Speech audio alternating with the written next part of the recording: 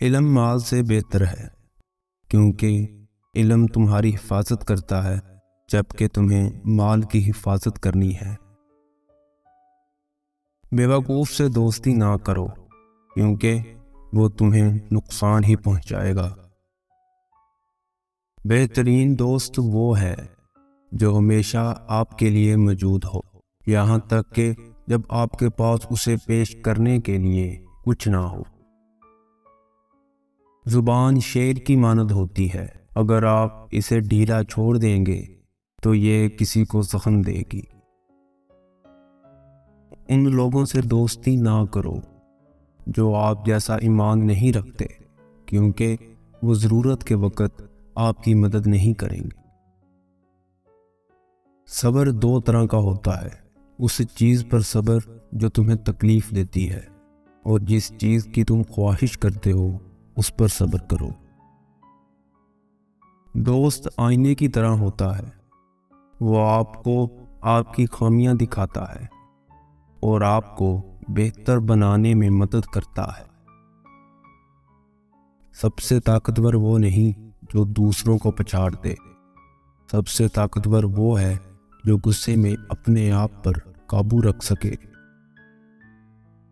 ایک سچا دوست وہ ہے جو مشکل کے وقت آپ کے ساتھ کھڑا ہو۔ میرے بارے میں کسی سے جھوٹ مت بولو، بلکہ سب کو سچ بتاؤ۔ غصہ آگ کے گولے کی طرح ہے، لیکن اگر آپ اسے نگل لیں تو یہ شہد سے زیادہ میٹھا ہے۔ جو شخص اچھی معلومات ایجاد کر کے یا اچھی بات کہہ کر لوگوں کے درمیان صلح کرائے، وہ جھوٹا نہیں ہے۔ انسان کا پیمانہ اس کی مرضی ہے۔ عظیم آدمی کا بہترین عمل معاف کرنا اور بھول جانا ہے۔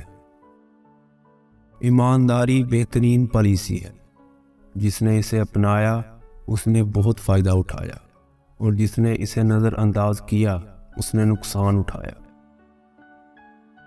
لوگ دو طرح کے ہوتے ہیں، یا تو ایمان میں تمہارے بھائی یا انسانیت میں تمہارے برابر۔ سچا دوست وہ ہے جو تمہیں نیکی کی نصیحت کرے اور برائی سے روکے۔ جس آدمی میں صبر نہیں ہوتا اس کے پاس عقل نہیں ہوتی۔ سب سے بڑی دولت روح کی دولت ہے۔ غربت صرف یہ نہیں کہ دولت نہ ہو، بلکہ خالص دل کے ساتھ اللہ کا سامنا نہ کرنا ہے۔ انسان کی قدر اس کے اعمال میں ہے، اس کے الفاظ میں نہیں۔ اس شخص پر بھروسہ نہ کرو جس نے ایک بار وعدہ خلافی کی ہے، کیونکہ وہ دوبارہ کرے گا۔ ایمان میں سب سے زیادہ کامل ایمان والے وہ ہیں جو بہترین اخلاق والے ہیں۔ اپنے دوستوں کا انتخاب احتیاط سے کریں، کیونکہ وہ آپ پر اس طرح اثر انداز ہوں گے جس کا آپ کو احساس بھی نہیں ہوگا۔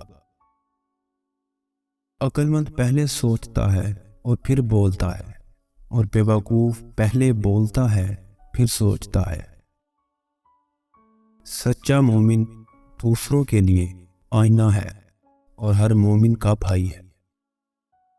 جو دوست ضرورت کے وقت آپ کی مدد کرتا ہے وہ سب سے سچا دوست ہے۔